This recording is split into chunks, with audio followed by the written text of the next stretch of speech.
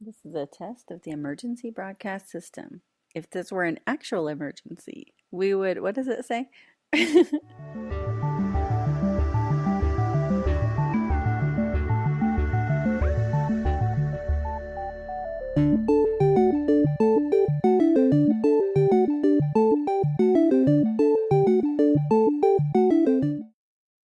So, yes, I just discovered that some bit of information I thought I knew, I did not, in fact, know. Like, when I was in college, like, and I was talking about, like, my sleep schedule, I used to be like, yep, I basically don't really have, like, a normal 24-hour schedule. I have, like, a Mars schedule because it was under my impression, I don't know how I thought this, but that Mars Day lasted basically about a 1.7 Earth days, so that there was basically an extra hours. And then I read a terrible book, a fantasy book, just recently, where they were like, well, there's only like a couple, like there's only about a half an hour more to a Mars day, and I was like, oh, the authors made a mistake, that Oh, this is you're this the is one who's right, not the author.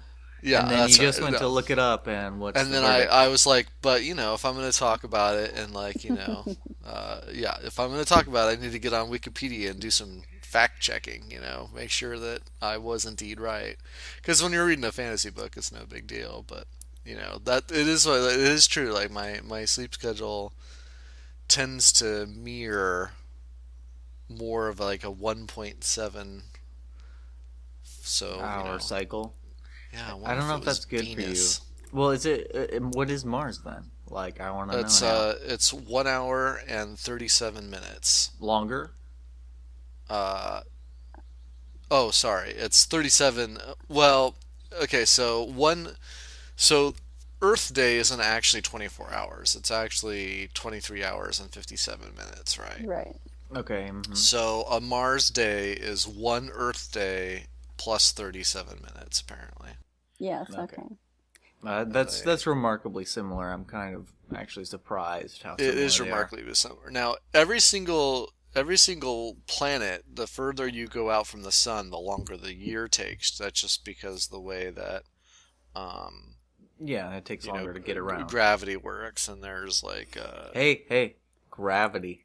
yeah, you could talk about like Kepler and things like that as far Yes. as like the time it takes versus Actually, like this is one of key points you brought up about sci-fi movies or novels or whatever. It annoys me when the science is wrong. I'm like, if yeah. you're going to invest in making a sci-fi book or a movie, get it close. Like, Well, all fantasy and sci-fi books basically call for a suspension of belief, right? You have to suspend your belief so that you can get into the premise that there are in fact werewolves or there are in Well, fact. I'm fine with, okay, let's say that they make up planet Centurion, okay? And because we don't Right. know anything about that planet, then you can make up all the things that you want about it. But when you Yeah, that's actually true. use real life items within the context of your story, I would Yes. prefer that you keep them accurate.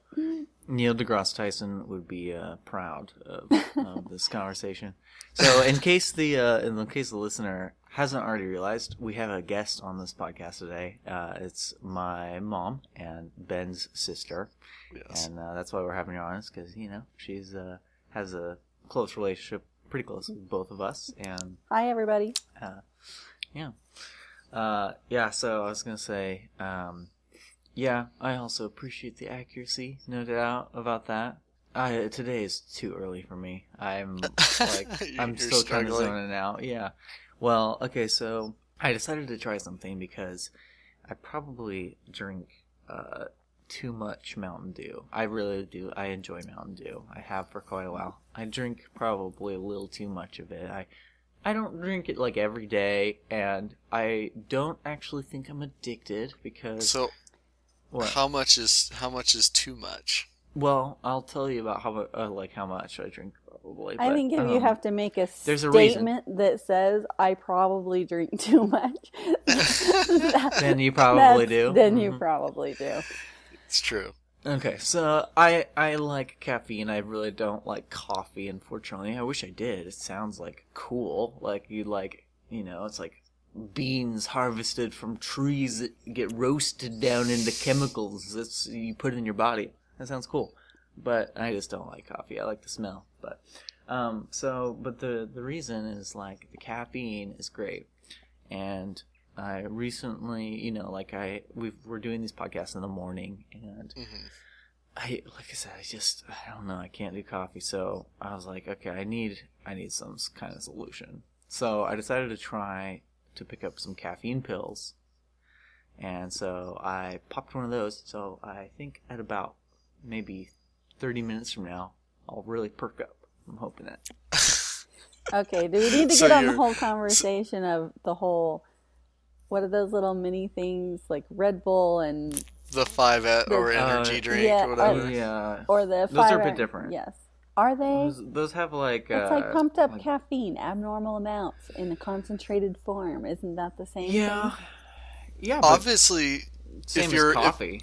if you're going through some sort of methodology to make sure that you're alert, you're probably doing it wrong, right? You're not really going with the Taoist monk, sort of okay, I'm going Oh to prepare my no, body to no, have like a productive day and everything like that. Like no. as I far as no. like, like you need to start seeing like the thinking about the sleep therapy thing where you go to bed at a decent hour and then you get up at a decent hour and everything's like smooth and okay. Well, you've hit upon our topic today because I wanted to talk about our sleep schedules because I think that all of us have kind of. You were talking about it a minute ago when you were talking about the what you thought Mars's schedule was. Yeah. Because I was up pretty late last night. I wanted to kind of go to bed earlier, but I was helping out Maggie with some late night job stuff and stayed up too late. And I was like, well, gotta get up early for the podcast. So Again, I want specifics. How late is too late? it's pretty late. Like we were up till probably 2:30, Oh, okay. which is if you're getting up at 8, it's too late. Oh yeah, so I was gonna tell you, how much is too much Mountain Dew? Well, for some people, probably any Mountain Dew would be too much. Mom That would be is me. not a fan. Yeah. Maggie's not a fan. Yeah. Okay. Oh, really? I love Oh Mountain Dew. yeah, me too. Air 5. Yeah. Okay. Anyway, viewer missed out on a great Air 5. It was timed terribly. So too much Mountain Dew. So probably I drink probably like a 20-ounce bottle, which is like a standard soda size bottle. Because I have access to it where I work a lot, probably like one every other day. Okay, so one 20-ounce bottle every other day. Yeah, and if I don't, like if I work, my schedule's like messed up. So if I work 3 days a week, it would be one every other day out of 3 days a week. Or like if I work 5 days a week, it'd be one every other day out of that many. And then every once in a while, I'll go to Taco Bell or wherever and get it. So I don't think it's too much, but I do have it pretty frequently. So Okay, well that has no can't compare to like like the people in my college dorm room that would basically drink almost a 12-pack every day. well, you know what? I've been accused of being addicted by my mother there, and I don't think I am or ever have been. Because I've done an experiment where, all right, I drink like a ton of Mountain Dew because I have access to it, right? For like a month, I just like Mountain Dew, and then I cut myself off and like not have it for at least like a couple weeks. And I've never had any withdrawals. I haven't really like if I cut myself off, I don't really notice. So Well, I think that there's a likelihood that if you are feeling like you're having too much Mountain Dew and you consciously can say, I think I have Mountain Dew every other day, there is probably a good chance that you have Mountain Dew a little more than that and you don't realize it. Like, oh, that's right. I also had one the other night when my friends were over and Or Oh, I I picked one up picked at one up. Taco Bell. Yes, like subconsciously you're not aware. Yeah. Well, I think it's more just soda. It's just I probably have too much soda. Like soda's Okay, not really maybe. good for you. It's mostly sugar. Yeah. I should probably be just drinking water or something.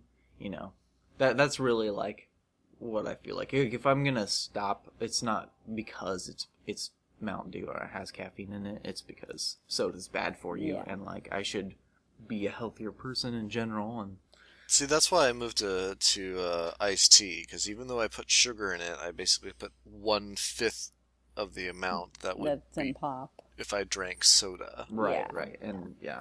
So it's not necessarily healthy for me, but it's a compromise between Well, drinking icky water I have coffee. wonderful sweet soda. Yeah. I have coffee every day, and I would say I think I'm on the cusp of addiction. Like, No, So you, no. well, Knowing you have to say Oh. like, could you like give it up and be okay without well, No, see, you're the addicted. thing is, I too take sabbaticals away from coffee. Like, I don't have coffee generally on the weekend. That's not a norm. Like, I have it all during the week, and then I have it. And also, I have had kidney problems since I was a kid, and sometimes my kidneys will ache, and I know that I've had too much caffeine. it. Ooh, that's bad. Yeah, That's bad. I When your innards are like aching, I you know. know that's too much. It's true, you do. Well, or at least for me, because of whatever history or whatever. So I will switch then from coffee to tea to kind of back off a little because I don't like tea as well. So I'll have less of it. However, the fact that I have a conscious plan for doing so tells me Tells Does you. indicate that it may not be it's a very healthy probably life trend. right. It is probably not the best thing. The Mountain Dew like thing, like it would definitely started like we're gonna talk about sleep, and I actually have to say that like the life choices that I made in college ended up impacting me for like like the next 15 years, because I did the same thing where I drank a lot of soda, I drank a lot of Mountain Dew. It was pretty easy access because of the way that they did like refills and everything with the commissary and the drinks. And so like my fact checking with Mars, like I kind of got on a schedule where rather than operating like on a 24-hour schedule, I would be awake for like 18 to 20 hours, and then I would sleep for about 12. And sometimes I'd like be up like for 24 hours or 30 hours and sleep for like 15 or 16. Like my entire schedule got off to the thing where like it was like rotating. Like I'd be up for 2 days during the daytime, and then I'd be up for 3 days during the nighttime, and then it would like switch back over. So there's a kind of famous internet comic called XKCD. I'll put a link to this specific comic I'm talking about in the show notes.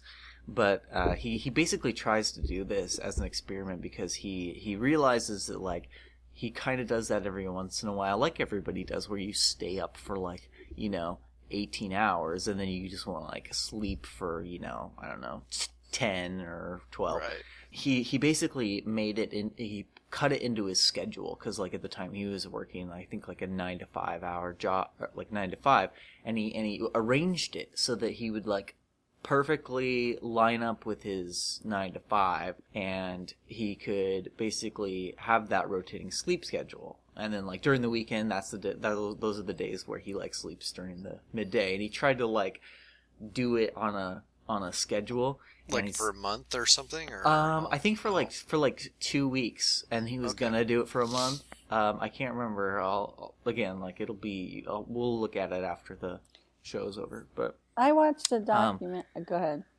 I was just gonna say, I'll let you go ahead in a second. But I was gonna say he basically said the result was he felt like a crazy person by the end of it. He was like, "Okay, I'm gonna go insane, and I can't do this." So. Which leads to the documentary that I watched. I watched a documentary where they were testing sleep and where they had this guy stay up like for as long as he could stay up. Basically, that is what happened. He went crazy. And Yeah. and I think this was like something that happened front in the 70s where they didn't know anything, nearly what they know now. And I think that Right. they were saying that there was somebody, I don't know if that was the guy, but somebody that actually died from not having enough sleep. You have to have sleep. And I do think this myself when I have an inconsistent sleep schedule for long enough. My mind is not clear. I do not think nearly as rationally. Even, during normal, you think, okay, I made it, I'm fine. I got 3 hours in or something, and then the next day. Right. But if I do that too many days in a row, I now recognize it. However, when you are younger, I think this is true of, like Ben was talking about his college days, and every teenager on the planet, I think, has gone through phases where, I can stay up all the time and sleep a couple hours and I'm good, and but Right. that recovery and the bounce back does not last. And the older you get, the more I'm noticing the that. more of a problem it is. Yeah, in high school, I just I swear it was like one year where like every other weekend I would do an all-nighter and then just like sleep all day the next day. And Right. I'm just like, I can't even do an all-nighter anymore. I'm like, well, no, I gotta sleep. Yeah. Why compromise when sleep is right there? It is like one of those. It is one of those things like when older people with kids, like you're like, what's the one thing that you wish I had more of? And they're always like, oh, I just wish I could sleep. Just sleep. It's the most valuable thing in the world, and I Wow. can't get enough of it. That Yeah. adds a whole entirely new dynamic, but yeah. But I also think that it also comes from the fact that you have a false sense of, I don't, maybe it's not a false sense, but you have a heightened sense of joy in your teens. And so that motivation, it's like whatever you're doing is so much more exciting and interesting, and I got to be involved than sleep. But when you progress and you get older and you've been there and done that, pretty soon sleep is more appealing. And so when it turns into 2 o'clock and all your friends aren't there and it's all not exciting, nothing is better than sleep right then. Yeah, Well, it's like I definitely have that experience. you can use it as like an escape mechanism where you're like, okay, I just don't have to face the realities of the day if I stay to bed. And then it's like, oh, it's so nice and cozy and comfortable. It's warm. Yeah. Well, currently I have an employee that has 2 kids that come in occasionally, and they fight and fight. They resist. They don't want to take a nap. And every time I think, can I trade you? I just want to take a nap. I'm like, That's funny. it's hard to watch somebody fight so hard against it when you're like, I would give my left arm for for a 4-hour for a nap nap. right now. Yeah.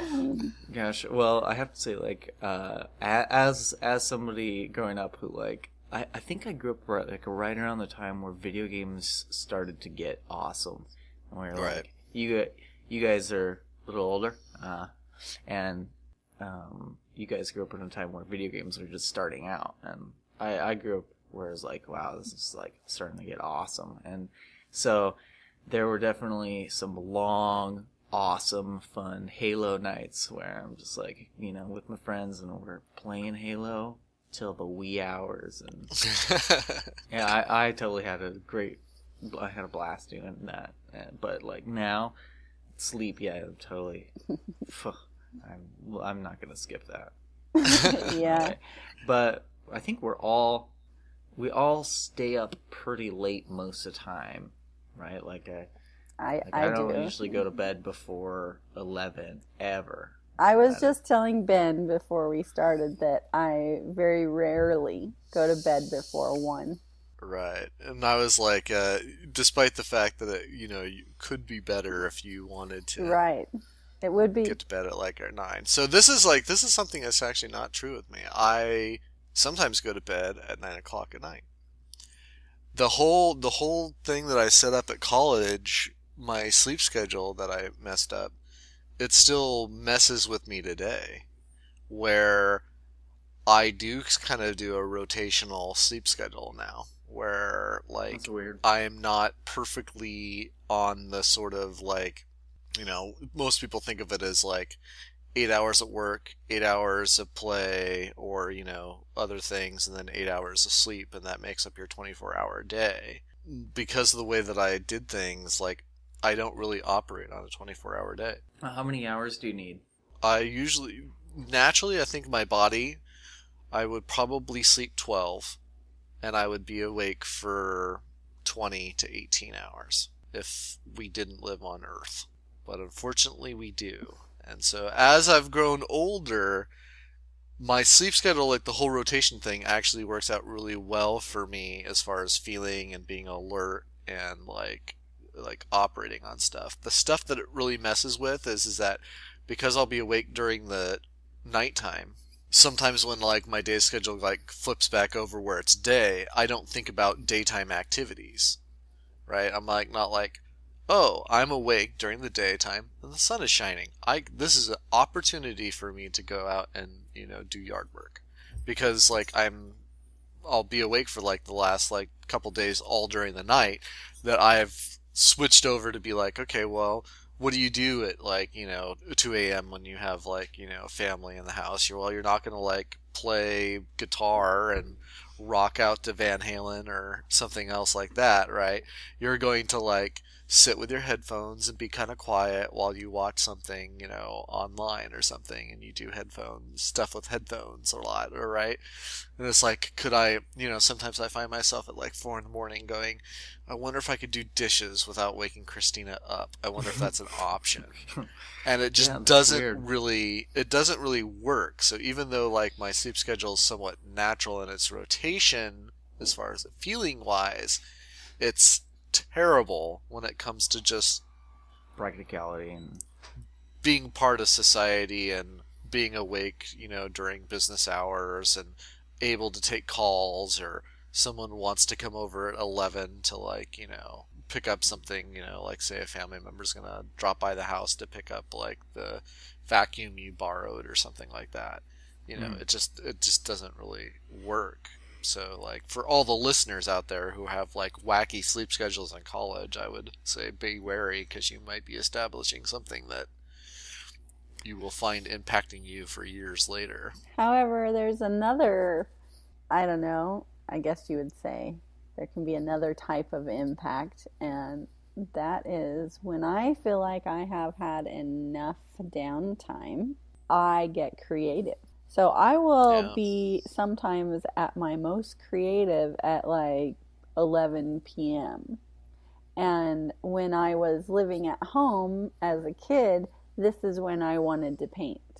So I would start painting, and I felt like that was a super awesome time, and so and that's kind of sometimes still true today. So like, what is it, your zone, that makes that And way? painting is an activity that you can do with relative quiet. See, I have a problem, right, where like my sleep schedules actually impacted the amount of consumer versus producer that I become. Because like it would be great right now if I was prone to writing, where I could write like at the wee hours in the morning and not disturb anything. But unfortunately, my outlets usually are like a little bit more loud, like if I was going to play guitar, which means that my sleep schedule, because it's been wacky, it tends to cause me to watch more like YouTube videos, or watch more videos, or so yeah, something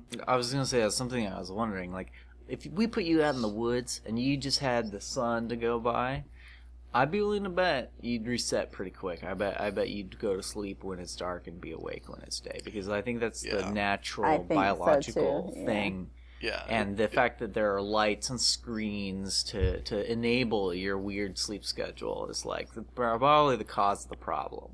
it's one of those things where we definitely take artificial light for granted. It's like it's one of those things like if the world went dark at actual 6 o'clock and there wasn't anything to do, right? People would be like, "Well, I can't do anything, I get a chance so to I'm gonna sleep." talk about The Walking Dead now.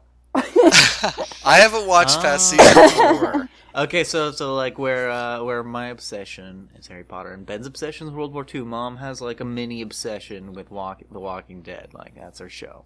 I do, and I of do course, enjoy Walking Dead because it has a lot of human connection stories, but I feel like the zombies just don't get enough attention like they used to. well, how interesting can the zombies be? They only do basically one thing. That's true, but man, if I was in that world, I'd be like trying to be like, okay, I need to have a automated zombie killing complex. That Well, Like in that would be Minecraft. my goal. Actually, in the last episode, they Don't spoil it. Hey, I'm wait. There might be listeners out there who don't want to hear this. No, I'm not. We are against spoilers on this podcast. That's fine. I'm not really doing any spoilers. First of all, it has aired. It's all out there. Second of all, I'm only telling an Okay. aspect of it. They have, Right. The main story is the human. but they have, the human yeah, connection story. they have come into a new community where things are, shall we say, normal, and that is messing them up. And and it's messing me up because I have enjoyed the process of the fight, the survival mode, and oh my God, you got to do what you got to do mentality, right? And the willingness to embrace brutality and cruelty Right. in certain situations, And or make the hard and decisions. So something terrible has happened, and they're all tired and worn out and what have you. Right. And so they've kind of needed this break, but they all have PTSD. They can't cope. They're sneaking out, kind of, not sneaking out, but they go out and they kind of are enjoying killing the zombies a little too much, like to protect the area. It's like because they don't know what to do, they need that. And it's like, so the question has the good group in the normal world become kind of bad, or are they still good? Well, you were saying like that the light schedule is affecting them too. I think about this sometimes with the whole Walking Dead scenario, because something that they don't show very often is sleep. When they do sleep, they of course always have someone stand guard, and they try to be in a barn or in a safe container. Right. Yeah. But I think about that natural sleep cycle, which I have slept outside with no tent, just a sleeping bag. And it's the most peaceful awakening I've ever had, where you naturally let the sun come at its pace. It's not harsh like an alarm clock, and it's not lights on now because we have to turn the lights on, or lights off. It's the natural flow of the planet, and it is a peaceful awakening. And so if I could have my druthers, I would have that peaceful awakening all the time. Well, you can. You've heard of them, I'm sure, right? I have. I do know that there are ways to do that to some extent, but It probably means that you have to go to bed when it gets dark. No, I'm actually talking Or- about like the sun lamp or the sun alarm clock. I know there are alarm clocks, and they do this also with music, where it's very faint and they gradually go. And I don't feel like it's as much that as it is part of that natural, even the warmth of the sunbeams. Like that is super. It's an all-encompassing thing. The air and everything starts getting warmer, and the birds start chirping somewhat, and it's like this whole experience that you can't get unless you live actually like what we are, which are animals. Like I've noticed that when I tried to wake up with music, like you're talking about, like how the music like will slowly get louder and louder. that was a very bad experience for me because I've always kind of resented getting up in the morning. It's kind of like how you learn to hate your alarm clock noise. Yeah. Whatever that noise is, you hate it, you know? It's true. It's because we And so want I've to wake noticed, up naturally. right, yeah. And so I've noticed that like if I wake up to music, I'll hate the song, and I don't want to hate music just because like I don't like waking up in the morning. So I'm good with my iPhone alarm. It does pretty well. Like I just pick some sound that's on there, and like that I don't really use for ringtone. I try to like use custom ringtones most of the time. So like they have a preset list of ringtones, and I just use one of those because I never hear it. It's not like a common thing that people really use for a ringtone anyway. And is it a random ringtone like every morning or? no, that'd be great. I wish that could be, because then my body would not be. It'd be like, what's this weird thing? Like, but I'm a little bit used to it. But it's pretty good about getting. Yeah, That is a weird thing, like how like you can start acclimating to whatever your alarm clock is, and so like whatever You have to noise change it it. is, Yeah. you'll start sleeping through it, you know, or not being as responsive a thing. Yeah. I have a really loud, obnoxious alarm because I'm so afraid of sleeping in. I totally have like I guess the like opposite problem where like if I know I need to get up, if I am doing something in the morning, or like I gotta work, or I'm doing a podcast like right now. Thank you, listeners, for joining us. I totally like I just wake up. I'm like, oh no, I have something to do. I can't sleep. But man, if I have nothing to do, I barely even register the alarm. Yeah. So like I don't have that problem. Mom, what happened to my sister and I got for you a long time ago, I guess, an alarm clock that was the gradual music. Okay. And you used that for a long time. I did use it for a long time. But guess what the problem was? It only, obviously, the intent is that you wake up with it, right? But I would, it would start the music and it was very peaceful. And this was a nicer way, of course.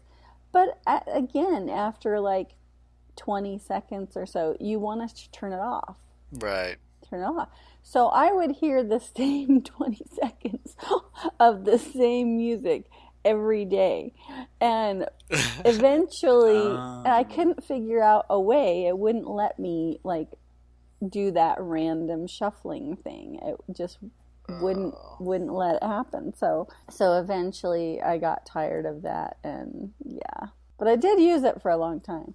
I used to have an alarm clock when there were CDs. If you were born later than I was, you probably didn't use too many CDs. But when I had a CD alarm clock, and like I put a CD in there and listened to music, and that was a terrible, terrible mistake, because then I couldn't listen to whatever my wake up song was for like a year, because you know, like if it woke you up, you're like, oh god, I hate this song. It doesn't matter how good the song Right. is. You had the same experience, so you'd hate Like it. it could be like Bohemian Rhapsody by the Queen, by Queen, which is a great song. Yeah. And like you would come to resent it. It would come on the radio, and you'd be like, Yeah.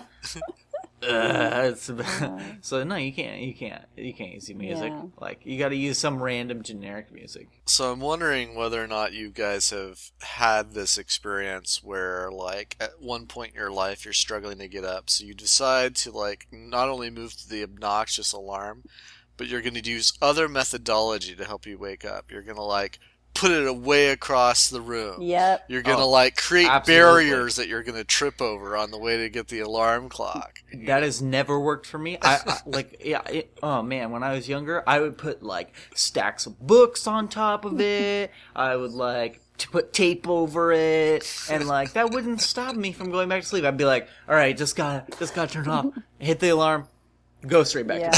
It does not. It no. wasn't really successful for me either, but I got to the point, like I would put, like you were talking about, Ben, I put an alarm clock. Actually, at one point I had 2 alarm clocks, one close to me and one far away for that reason. And all it made me do was absolutely despise my morning even more. Like I was like, I don't want to be like that. I got up and I freaking wanted to kill that second alarm clock that was away from me. And I was like, I can't live like this. So I stopped it. I don't want to live like that. I I listen to a lot of podcasts, and like recently I heard one, and it was like, life is cool. I want to like have the mentality of like, I'm excited to be awake and do stuff with my life. Like, I don't want to hate it. I want to get enough sleep, which for me is probably like 9 hours. That's kind of what I need. And like, I want to wake up and be like every day you're going to Disneyland feel. Like, let's do stuff today.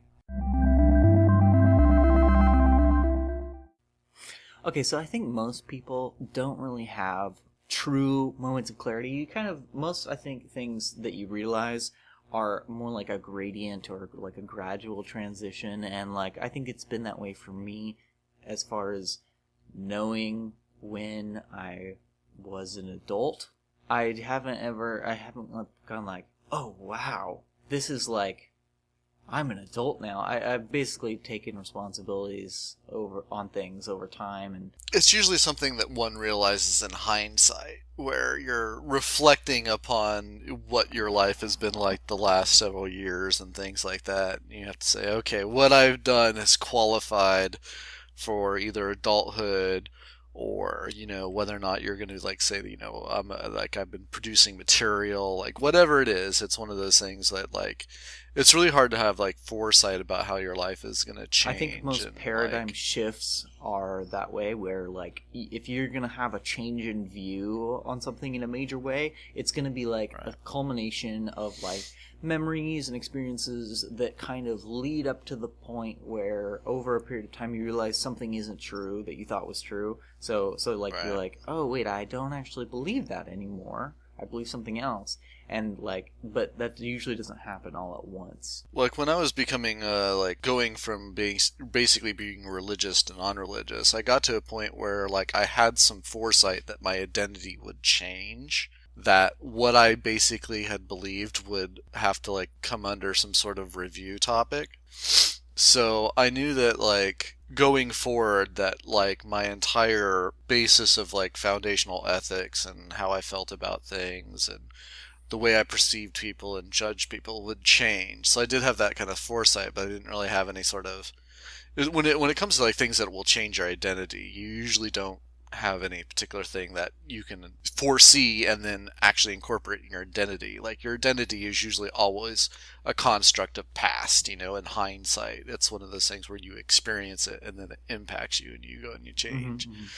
But I did have one experience where like what you're kind of getting into, or where I was standing in a Fred Meyer line and I was very angry. And I realized that at that moment that I basically either was an adult or I was having a very adult-like moment. Like, I don't know whether like I constitute an adult, but it's one of those things where you're just like, yeah, this is something that only an adult would do. What were you doing in the Fred Meyer line? That involves a backstory. At the time, I was basically struggling, as a young person does, between sort of like your job that you have and a career that you're going to possibly move into, right? And I didn't finish my my 4-year degree at college, so I didn't have any sort of credentials that would land me a career-like job, kind of like out of college. I basically was in a place where I was like, well, I don't really know what to do with my life, and let's see what I'm doing. But as a result of this, I was basically unemployed, and I was running on my savings and everything like that. Money was very tight. And couple, like I guess a year previous, like, we decided that we were going to take our bromance to the next level. Me and 2 other fellas were like we're so cool, like this is just awesome. We have an awesome thing going. We need to like all move in together. And we're like, yeah, let's do it. What are we gonna do? And we're like, okay, we're gonna move into a studio apartment in like downtown Seattle, and it's gonna be awesome. We'll be right where all the magic is happening. We'll just have like we'll go to like clubs like every day and go see like shows. Did you call it a bromance though? Because I don't know if that word was around at that time. No, it wasn't. We're but it was a bromance. we were infatuated with the fantasy of like living with each other and like going to Being see bros. shows and yeah, basically, like having like, like the Halo parties, it wasn't just like a teen slumber party. We're gonna up that to the next level and like play video games after dinner every night. You It were was gonna like one live of it those. and breathe it and own it, right? Yeah, that's right, right. It was gonna be our own little fraternity sort of thing going on. When I no longer had my job and I was trying to figure out what I was going to be doing with my career and running really, really low on money, like all the fun times kind of came to a standpoint for me, right? I was like, the guys would be like, hey, do you want to go out to a movie? No, I can't go out to a movie. Be like, hey, we're going to go pick up a show later. It's going to be awesome. Can you do it? Do you want to go? And be like, well, I don't think I could probably afford the cover charges and I don't really want to go and not have like, anything to drink or not have dinner. Money's tight, guys. Like I gotta like save what I can for rent. Unless you want to pay my rent. No, no, we don't want to pay your rent. So anyway, I was like in a very kind of saving money, and it turned out like that one night they were like, "Hey, we're gonna go like see the new movie and whatever it was. Like it was one of those awesome sci-fi. It was like Matrix, the third final trilogy, or the first Avengers movie. Who knows what it was? It was like one of those movies that I really do enjoy. I like the big blockbuster sci-fi fiction movies. I was like, no, I can't. I need to save money. And they're just like, man, and they were all disappointed. I was tearing apart the bromance, and I was like, well, while I'm here, I might as well do laundry. So I walked past their restroom, and I kind of smell something, and I was like, huh. I walk in there and there are some gigantic sort of turds in the toilet. That's With, like, it's disgusting. toilet paper. I flush it and my buddy comes out. He's like, "Oh, don't flush it!" Oh crap! We watch the water rise and it like goes up nearly to the top. It's doing that whole thing where you're like totally worried it's gonna overflow. Oh. And it does it, and you're just like, oh my gosh, you guys have a clogged toilet. And they're like, yeah. And I'm like, well, okay, so what do we need to do? We don't have a toilet plunger, do we? And I'm like, okay, well, I guess we're gonna have to do that. And they're like, yeah.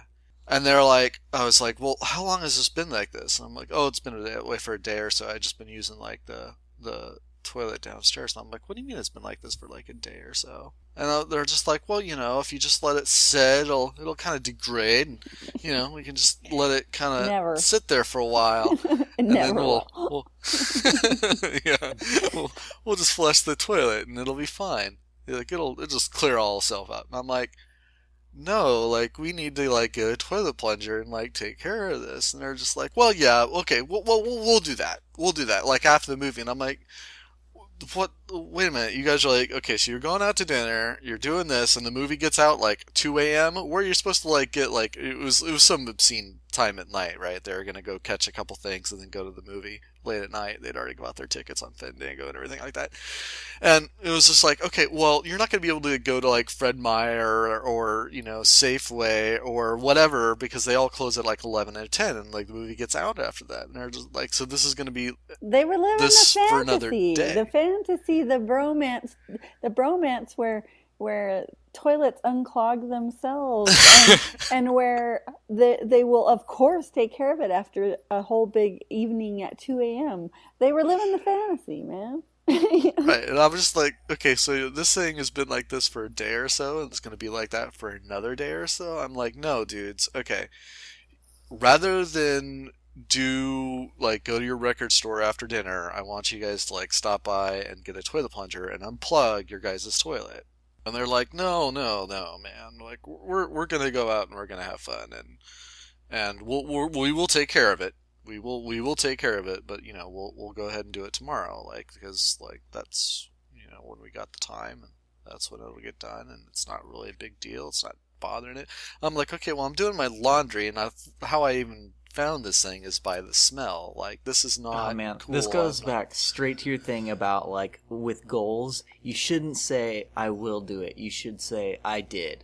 Like, Yeah, ugh. I did unplug the toilet. Yeah. Not I will unplug the toilet. Yeah, it's one of those things where like it was a thing. And so I was just like, and they're like, "What? No, what really should happen? You should go out with us, man. Like you haven't gone out with us for like a month, like 2 months. Like you should come with us." And I'm like, "I'm doing laundry. You guys got a clogged toilet. I'm trying to save money." Like no, there's other stuff going on here, right? I'm like unclog the toilet. They're like yeah, okay, we'll go do it. We'll go do it, right? They take off and it's 9 o'clock at night, and they didn't come back and unclog the toilet. So I'm like, crap, this is not cool. This is unacceptable. Like we need a toilet plunger. We are like three, just 21 kind of guys, and we live in this apartment together. Toilet plunger is probably one of those things where that's a very like necessity. It's a necessity. Listeners, get a toilet plunger before you need a toilet plunger. Right? Absolutely. That is the rule. Yeah, that is absolutely. And by the way, get the right kind. Yeah, the heavy duty black kind that actually work. That's what you need. The kind that with like the double Yeah. loop in them. Yeah. Yeah. Okay, so you go. So I decided that I'm going to go down to Fred Meyer and get this toilet plunger because I am, they've left a situation that I find unacceptable. It's unacceptable to me. I don't care how the situation gets resolved at this point. I obviously resent that I'm doing it because it's their toilet, it's their problem, and they didn't do it, right? But I'm not cool with it. I'm going to go do it, right? So I'm sitting in the Fred Meyer line and I realize, this is totally an adult moment. You would not be saying, okay, I am not going to go have fun. I'm going to be responsible with my money and not spend money. And then you go out and you spend money to solve a problem that's not even yours. Okay, so I want to just point out that your past taste in roommates is terrible. Like, what the heck? What? This type of thing did not happen to me, but I was like at least a little bit careful about who I picked as roommates, and they were not as disgusting as all of your past roommates have some issue. So I picked intellectuals, and I picked I picked a lot of intellectuals as my roommates. That being said, being an intellectual has no bearing on whether or not they have good responsibility, life habits, yeah. right? So, Mom, I think that I've heard from you a few times that the times that you realized you were an adult were the moments where you were just like, oh, I have to take care of my baby. I heard that many times from you growing up of like, well, I there's just no other option. I just have to take care of I have to make sure the baby lives. Well, when you're responsible for a life, it kind of matters. But,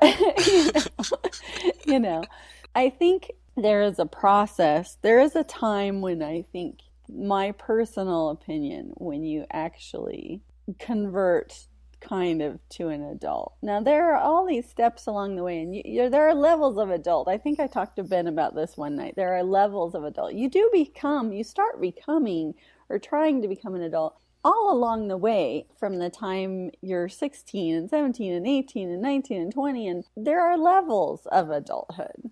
But there is a key factor when you have a child. Parts of it happen instantly, but when you feel confident is when I think you realize I'm an adult.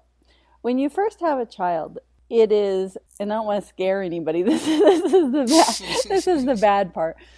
When you first have a child, it is 24/7, instantly overwhelming. This thing is crying at you, and you don't know what's wrong, and it never shuts up, and you can't make it happy no matter how many hours you have bounced it, put it in the swing, run it in the car.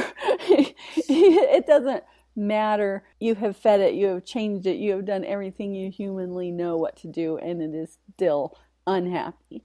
And so there is this level of, you know how you talk about sleep deprivation? If you have any idea of what sleep deprivation is like now, let's amplify that. Let's amplify that by 10 and do it day in and day out for months.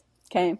Right. And you think you're gonna go insane. It's a horrible time.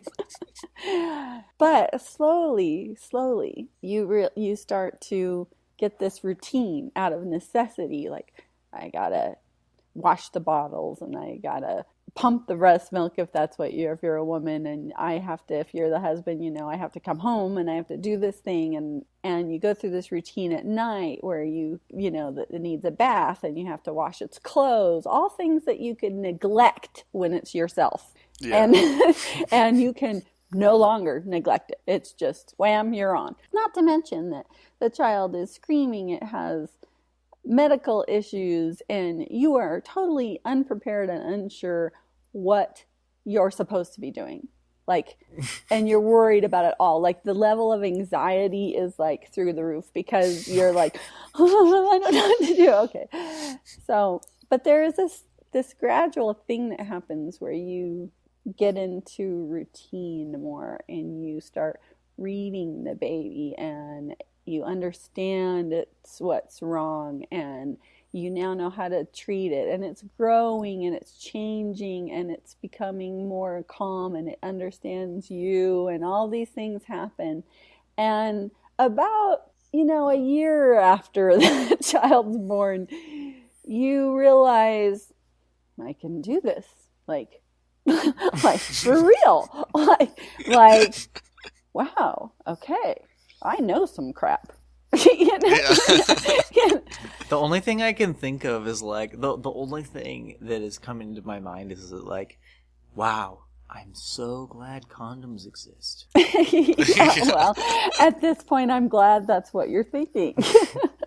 Yeah. But anyway, I think that when you get over that hump, in my opinion, this is a very adult thing to do. I am raising another human being, and I'm getting it down. Like, there is this point where you think, yeah. And then all of a sudden you feel like you have a right to, you feel like you have earned your spot in Dictating. what to say about a lot of things. Right. You're like, oh, now I have authority. I know things. Now I'm accredited. So I can definitely tell people things, like, But you also, like, the interesting thing is, it's not exactly like some kind of all-encompassing power as much as it is, you also now have a level of compassion you never had before. You now could tolerate 18 babies crying and screaming at Walmart because they're not yours. You don't have to, and you feel so sad for that mother when she is trying to cope with this infant that won't shut up in the restaurant, Right. or the dad that's worked really hard and he can't take it anymore, and this happens all along the way, where even as the kids get older, and you have a lot of judgment pre-kids. Like, you see the dad yelling at the kid in the Walmart, and you think, God, that's totally unnecessary. But you have... that dad's being, like, way out of line. Right, except that you have no idea that kid has been a monster for the last week, and this is the final straw. And, so then also reserve judgment. Like, it's a maturity factor that says, I will leave that to you. Yeah, I don't know what's going on here. Yeah. That's what I feel like right now. Like, when I had the toilet plunger in hand, looking at it, going, this is the most disgusting thing I think I've ever purchased, and I would never purchase this had it not been for this situation, right? It was like one of those things where, like, it was a very adult moment, and I've gotten to the point right now, like, as life has progressed, where, like, I've had a lot of adult moments, and actually I can kind of, like, basically be like, okay, I need to adult up now. I need to, like, stop my video game and take out the trash. I need to, like, do some dishes. I need to, like, look at my taxes. And that's a big change. I think there is an element, like, you go through that phase where you would play video games all the time, and let everything else go.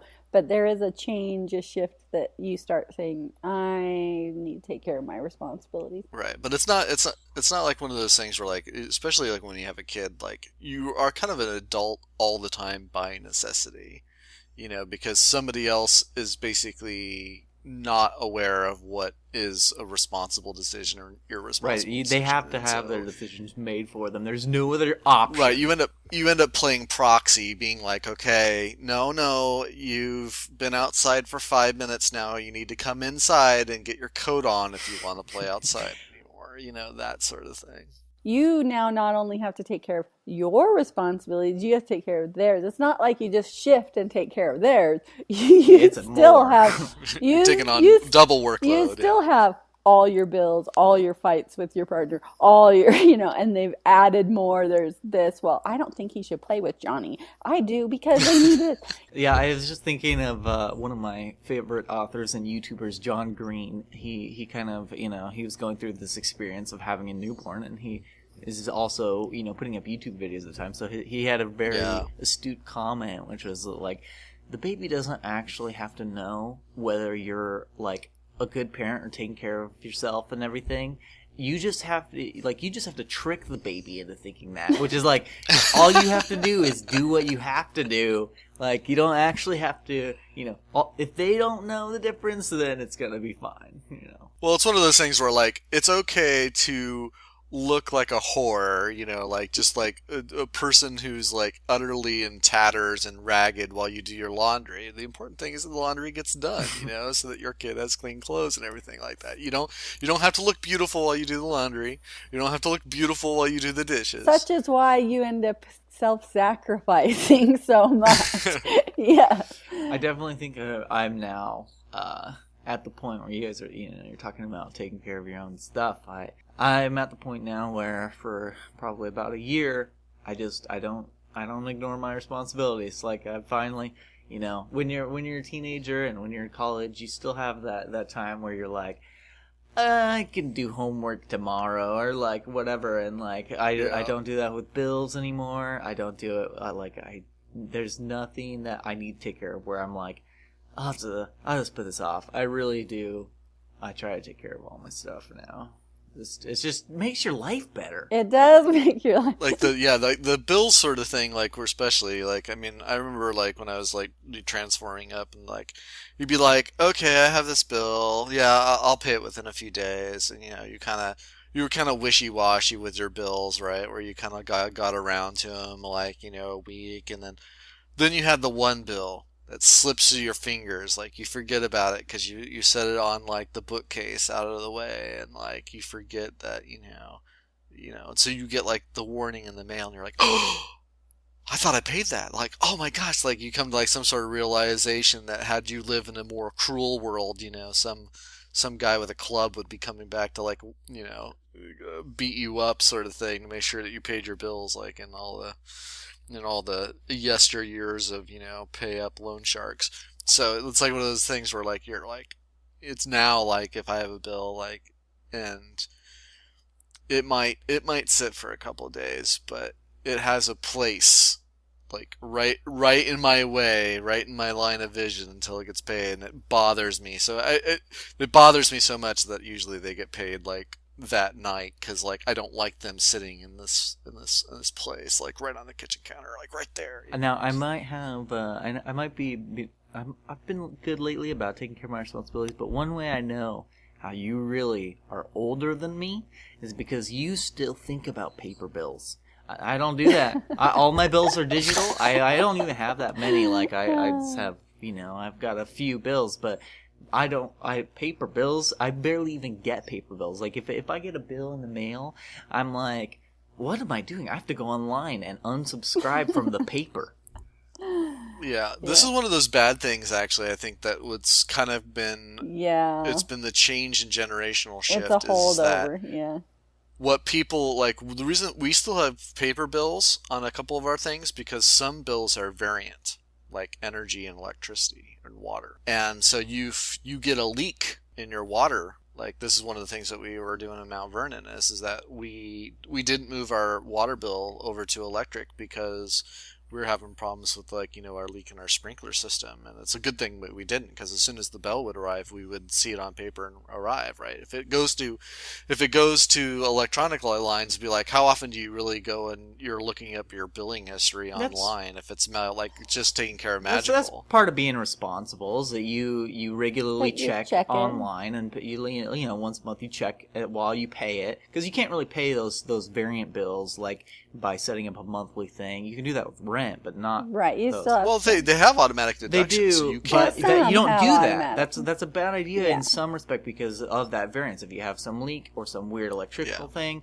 you need to know so you can call them and figure it out. Or the ones that I have to do electronically, I have them all only initiated by me each month. Like Same. I have a couple that are automatic, but the rest of them I initiate, or I have been more so. Now, holding over, here's the generation, like we have the group right here. Oh, yeah. The whole, like, the whole 20s, generation. 30s, and 40s, that's like... Right, okay, so I have an attachment to paper in an unhealthy way because this was my life. I've spent my life working with papers, filing papers, having papers, and so the papers represent...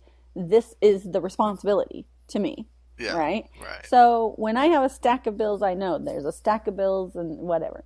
And so not to mention that it feels out of my pattern. Like if I put something in an electronic format, but I have done this all this time in a paper way, I know that my habits are not good. Like, I have to check my emails and go through my bills. Like I have to retrain myself on a whole new way when I've got it down, in another format.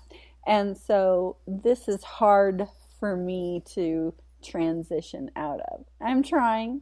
It's getting better. I think it's just different because, like, those are just abstract concepts to me. I do still want to take care of them and get it done, but I like it's all on the brain and on the internet. I've also had some upsetting experiences where, because this is like.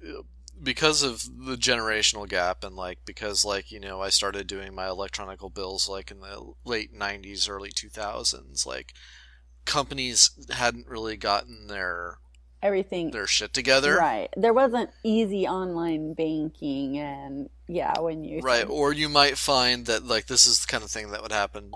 Things be like, oh, we have your records and everything like that, online, so you don't need to have a paper copy. And then you have a problem with your bank where your bank's made a mistake, and you go back and you try to rectify it, and you find out that they've lost your records due to their shifting information. Now this doesn't happen as much because people have kind of today. They've gotten their stuff a little bit better. But right. In the early years of the internet, this is very common. Where if you tried to keep records like medical records, bank records, and you needed that paper records. To come in there and lay it down on the table. You needed it to lay it on the table and say, right there, that's your mistake. Right. And it was poof in the air because you decided to go electronic. Right. And so you didn't.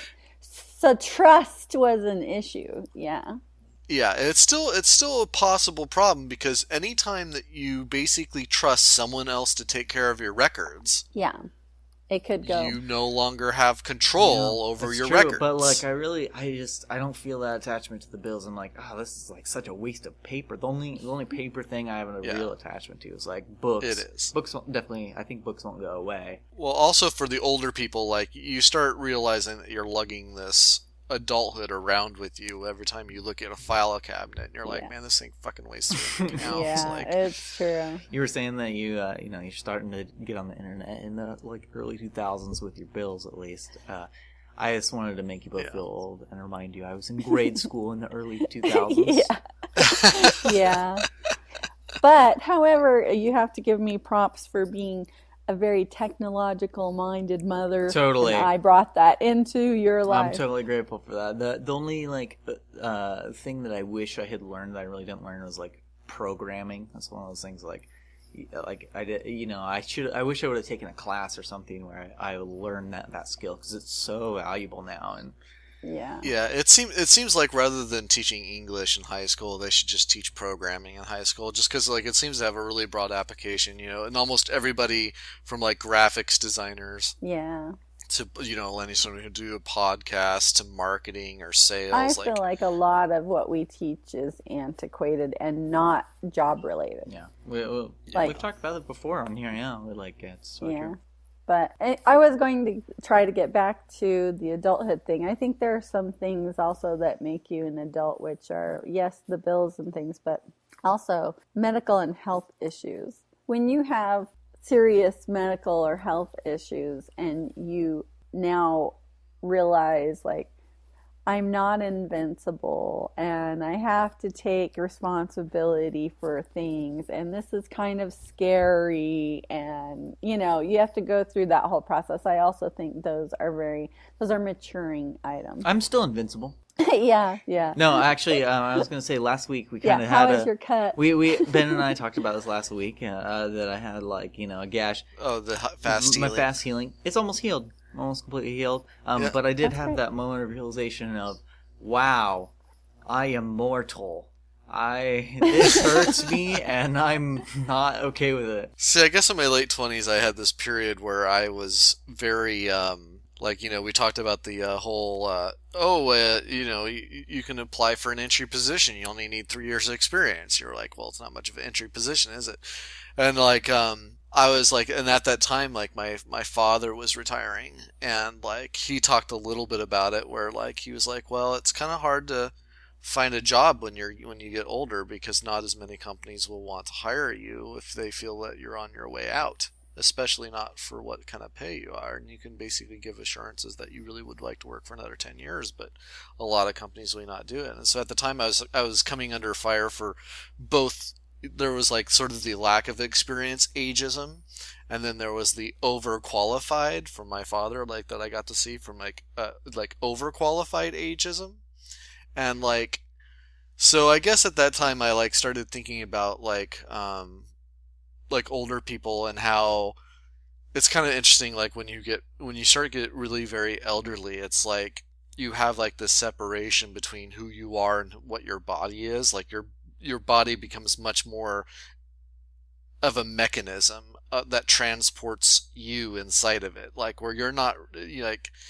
Now, this is like one of those sort of fallacies, like you are your brain and everything like that. You are a biomechanical mechanism and everything like that. But it is easy to see how like things like religion and transcendentalism and has gone on the rise, because when you really do suffer any sort of illness or ailment or things where your body fails you and you can't like get upstairs easily and stuff like that, you really start to feel a separation between who you are identity wise and what you are as a So I animal. definitely would download myself into a computer, full brain movement away from my body into a robot if I could, as long as I had the option to shut it off, because I don't want to live forever. That's maybe another topic for another day, but I actually think this is like something interesting. Is it like that relates to back what we were saying earlier, which is that when you're an adult, you're still really the same person, so it still feels like that's so weird. That's such a weird transition, is because you're like,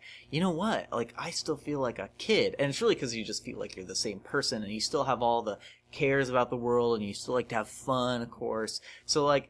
It's really just that, you're the same person, and like that doesn't change as your body ages. But yeah, I actually kind of feel an unattachment to my body. I'm not necessarily my body. I'm my personality. And Yeah, I definitely have a very strong tie to my persona and my identity, and like my body is a very almost non-issue, like almost poorly, in the sense that well, like that's a reason to take care of it, is because it's a vessel. It's a non-issue. It's a non-issue until you have a problem. And yeah. then suddenly you're like, wow, this is the only vessel I have. So Right. Like I got sore the other day from doing some yard work, and I'm like, man, I am out of shape. Like I can't even do like a day Yeah. worth of yard work without feeling aches and pains. It's just like I gotta. With women having a child, that totally changes your perception of your body and it changes your actual body. You definitely go through an experience that tells you that there are really scary things. There are really scary things. There is that awareness, but then also, even as you age and get older, I now realize that if I go to, like, somebody asks me to help them move a couch, right? And I'll think, Yeah. oh, in my mind, like you were saying, Grant, I'm still the same person. Yeah, sure, I'll help you move the couch. You go to move the couch, and all of a sudden you have a shooting pain up your back because you're out of shape, and you also just can't do it as much and easily anymore. And now I find myself thinking about the physical process, where before you would just like lift a couch, right? And now I think, okay, I should bend and lift Be it from cautious. this angle a little better. You kind of already do that, but you do this much more, I think, the older you get, because You know, of I that want to reason. say, I want to point out something that all three of us, it's not too late. We can still get in shape, and we probably should, and I definitely plan to. So, Yeah, like, me too, like actually. we like, there's no reason to not get in shape and to like be No, I still a think that physical being. my body will never again be 20. It No, won't. no, of course And not. But like, you can still but get in I pretty can good shape. still get into pretty good shape, and yes, it would benefit me, and I agree. I think it's a good goal. A lot of people also basically, this goes back to the sleep thing, is a lot of people will say, if you can have a fit body and like eat healthy, like you'll find that your sleep patterns like Yeah, fall and have into more energy more and natural. yeah, totally. When I exercise for a long enough period of time, I feel like I have to get over, it's more or less a 2 or 3 week hump. And when it Yeah. feels like it's not doing any good, but you're doing all this work, like, okay. Mhm.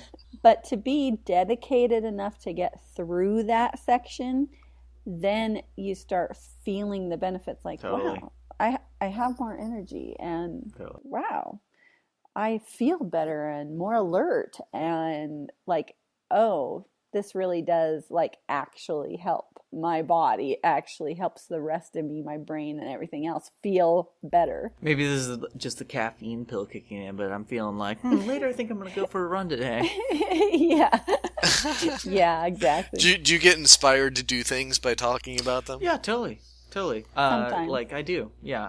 It's kind of you want to avoid telling your goals, like we were talking about a few episodes ago. But no, I think like just thinking about stuff in a positive way, or like talking about stuff in a positive way, and like what you should do. Yeah, totally inspiring. We should actually take this opportunity also to ask Kelly if she had any follow up on any Prezos podcasts that she listened to that she really wanted. We're probably almost almost at our time limit here, but yeah, if there's anything you can think of from the previous episodes you really want to interject on.